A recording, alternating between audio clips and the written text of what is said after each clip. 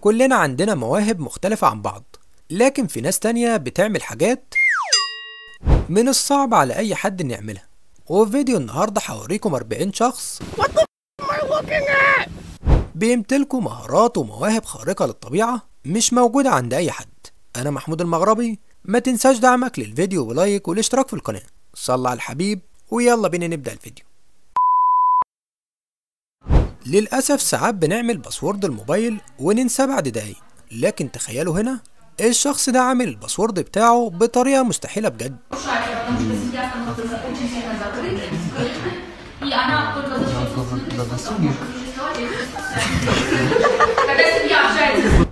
الشخص ده هتحس ان الجاذبية بالنسبة له معدومة خالص.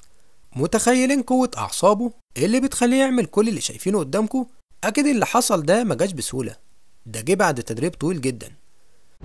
سرعة الشخص ده ممكن تلحق أي مشكلة قبل ما تحصل، لأنه عنده القدرة إن يطلع ال3 طوابق دول في 10 ثواني بس.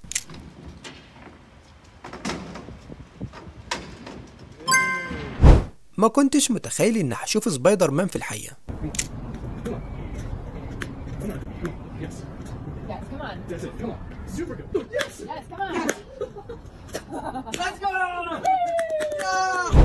الراجل ده عنده القدرة إن بضربة واحدة من إيده يقدر يكسر الكتل الخرسانية دي كلها.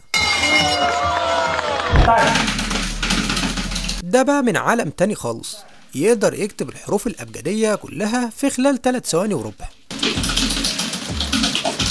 وللعلم كمان بياخد مسافات بين كل حرف والتاني، يعني الموضوع مش سهل أبدا. الشخص ده على اللي هيعمله دلوقتي أظن لو اتدرب أكتر من كده ممكن يطير في المرة الجاية.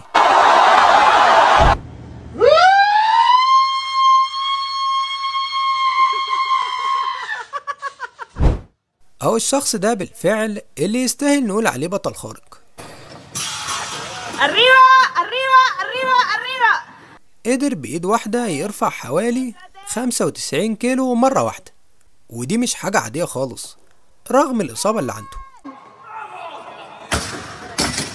الراجل ده هتحس إن حاطط منفخ هوا في بقه، ما هو أكيد اللي هيعمله ده التفسير الوحيد ليه.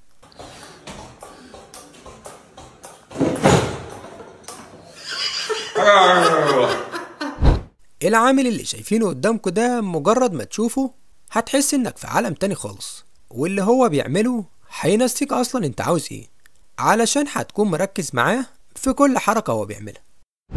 ده أول شخص هتشوفه عنده قوة أعصاب مستحيل تلاقيها عند حد تاني. الشخص ده عنده دقة التصويب بتاعته في حتة تانية خالص.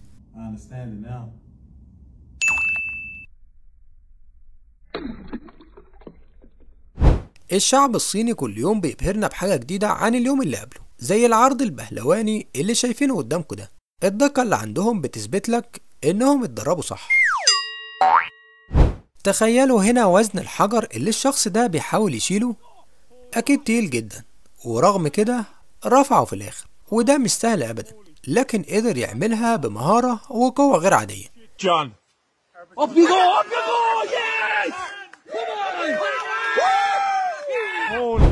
كنت فاكر إن القرد هو أسرع حاجة بتطلع الأشجار، لكن الشخص ده أثبت إن الكلام ده مش صح خالص، واتحدى قوانين السرعة في اللقطة دي.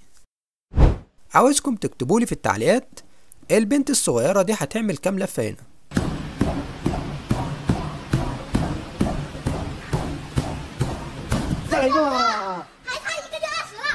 الشخص ده عنده توازن غير عادي على الرغم من الزحمة اللي هو فيها، لكن ثابت على وضعه. ربنا يسترها وما يقعش في الآخر. Wow, ang galing. Ano kaya yung الشخص ده بيعمل تحدي لقطع كرة تنس بسرعة وصلت ل 160 كيلومتر في الساعة باستخدام السيف، واللي نجح فيها بالفعل.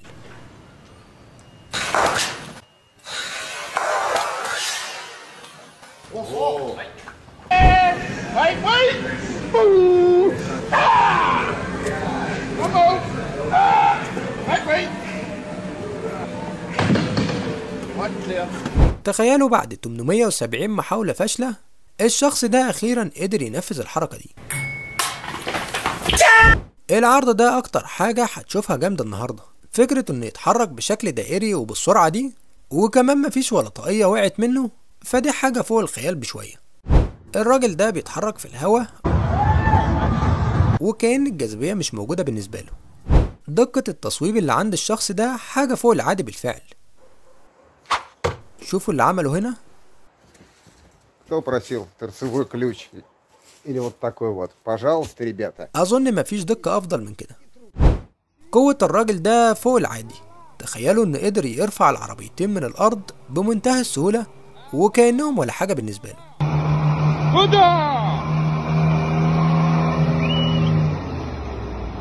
لو مش مركز في اللقطة دي هتحس إن الشخص ده عنده 3 رجول.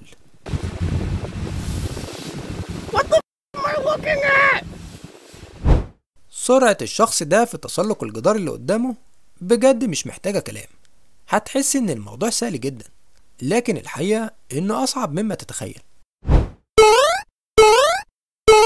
الراجل ده بيقدر يطلع أي سلم في 3 نطات بس، تحسه شبه الضفدع كده. لكن أكيد اللي حصل ده بعد تدريب طويل وجهد مش طبيعي، ومش سهل حد يوصل للمهارة دي. الشخص ده مظنش إن عنده غضاريف أو عظم في جسمه، ما هو أكيد اللي عمله ده مش طبيعي. أنا مش فاهم بصراحة الشخص ده ماشي على الهوا ولا متعلق ولا حكايته إيه، لكن اللي أعرفه إن دي اسمها رياضة الجمباز، انعدام الجاذبية. الشخص ده هنا أنا متأكد إنه مهكر لعبة الباسكت دي.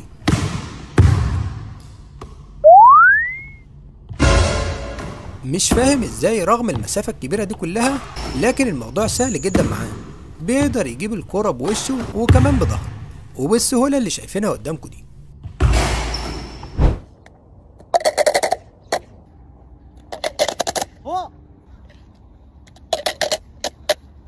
ده يعتبر من أصعب التحديات اللي ممكن تشوفها، هو التسلق الحر على الحائط المائل اللي شايفينه قدامكم.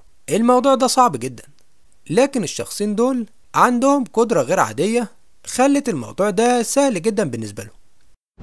قوانين الجاذبية بالنسبة للشخص ده ما بقاش ليها أي لازمة. طريقة تحكمه هنا في العجلة حاجة فوق الطبيعي.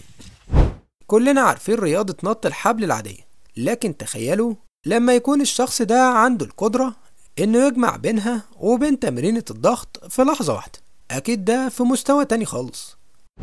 تخيل نفسك رايح تشتري بيتزا من واحد بيتعامل معاها بالمهارة دي، وأكيد بعد اللي هو بيعمله دلوقتي هتنسى فكرة التأخير وتبقى عايز تتفرج على مهاراته دي لحد ما تخلص.